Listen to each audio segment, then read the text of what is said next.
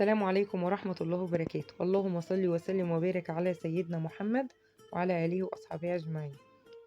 النهاردة بقى أنا أول مرة أعمل معاكم روتين. حبيت كده أعمله من بيت ماما. بيت البركة، البيت اللي أنا اتربيت فيه أنا وأخواتي. ما ينفعش طبعا نسيبه كده. ربنا يا رب ما يحرمني من ماما ويخليها لي ويديها الصحة والعافية يا رب، ويرحم أبويا ويغفر له ويسامحه وادعي له بالرحمة وبالمغفرة. النهاردة كده روتين تنظيف خفيف بعد ما ولادي بهدلوا الدنيا طبعا وهي على قلبها زي العسل. انا كنت سايبه ولادي بايتين معاها من امبارح.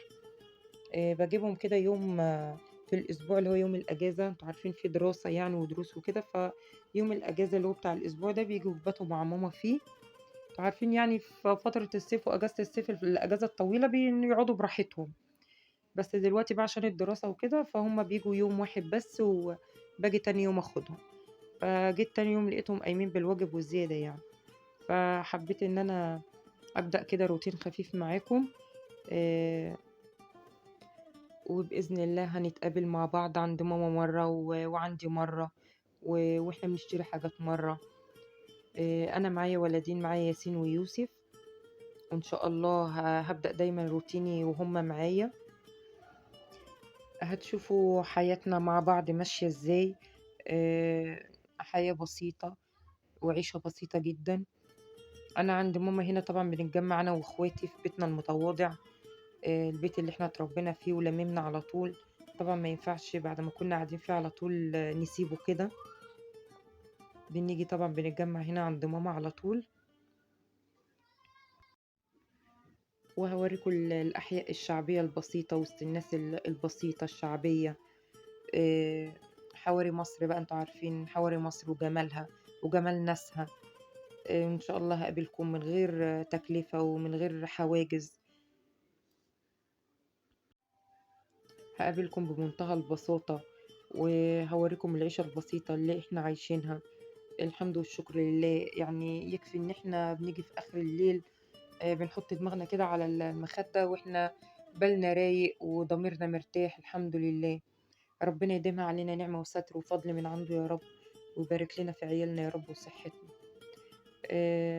حبيت بقى ان انا ايه يعني، طلعت كده الفرش بتاع ماما كله في الشمس. اليوم كان جميل بصراحة والشمس طالعة وحلوة. غيرت لها الفرش بتاع الملايات والسجاد تنظيف كده خفيف. طبعا لسه تنظيفة العيد بإذن الله أنا برضو اللي هعمله لها. بإذن الله هنتقابل برضو عند ماما كتير يعني. احنا عشان احنا بنتقابل عند ماما كتير صراحة، أكترية الوقت ببقى عندها. خلصت لها كده الأوضة بتاعتها، ودي الأوضة بتاعتنا احنا بتاعت البنات. اهو ايه رأيكم بقى؟ فاضل بقى كده الأوضة ديت هعملها هي كمان. والفرش كله لميته وحطيته في الغسالة. حطيت الأبيض الأول، وبعد كده حطيت لها الملايات وغسلت الحفظتين كمان اللي هي بتاعت الصالة والأوضة اللي جوه. الحفظات ما بتاخدش وقت في الغسالة يعني، على طول وبينشفوا وبحطهم. بيحافظوا على السجاد، وحتى ما بنيجي نغسلهم ساعة العيد وكده ما بياخدوش مجهود لأن بتبقى السجاد نضيف وحلو. إن شاء الله يكون الفيديو عجبكم ويبقى خفيف عليكم بإذن الله. ما تنسونيش بس باللايك الحلو وتعليق حلو وتشجعوني بيه عشان أقدر إن أنا أعمل لكم فيديوهات تانية كتير. تعليقاتكم بتفرق معايا والله. ربنا يديمكم في حياتي يا رب. هنا بقى خوخة مش سايباني. بنت أختي مصممة عايزة تروق معايا. ماسكة المقشة ومش مبطلة، ايه اللي عايزة تكنس وتروق؟ أعمل لها ايه؟ سبتها. والله لو كبيرة ما كانت ساعدتني أصلا، كانت هتنفض لي. هشيل بقى الفرش كلها كده انفضها بره، والحفظات طبعا هغسلها.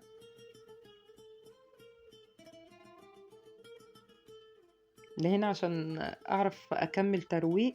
ماما نيمتها. طول ما هي موجودة انا ما بعرفش، ما ببطلش نكش.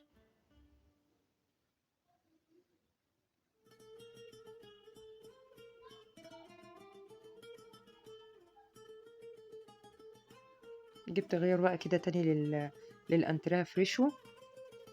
انا كان لازم طبعا اسيب لها المكان نضيف وحلو. هي بصراحة ربنا ما بتديش فرصة لحد برضو يعمل لها حاجة. يا ربنا يديها الصحة والعافية. شقتها دايما نضيفة وحلوة. بس انا طبعا ما كانش ينفع ان انا اجي اشوف المنظر كده ولادي قايمين بالواجب واسيب لها المكان مكركب وانزل. كده فاضل الصاله اهي. هي ماما يا ما شاء الله عليها، يعني ربنا يديها الصحه والعافيه يا رب. يعني ما بتديش فرصه لحد انها يعني ان حد يجي يعمل لها حاجه يعني. بس انا طبعا ما كانش ينفع ان انا اجي الاقي ولادي عاملين كده وقايمين بالواجب يعني واسيب المكان وامشي. كانت تبقى قله ذوق مني يعني. لسه بقى فاضل لنا تنظيفة العيد ان شاء الله. هعملها برضو معاكم. نغير لها بقى فرش الشقة ده والستاير والسجاد. هيبقى تنظيف عميق شوية. هنشيل لها بقى الحاجة دي كلها كده ونمسح الشقة.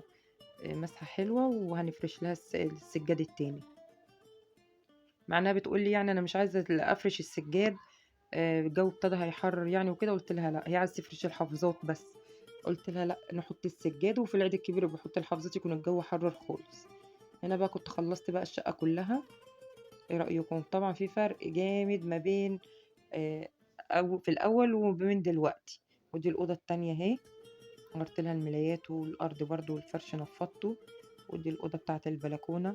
عيالي ما عليهم غير انهم يتنططوا ويمسكوا التليفونات كل شوية. يلعبوا ويفضوها. وهنا بقى كنت جبت الغسيل نشرته.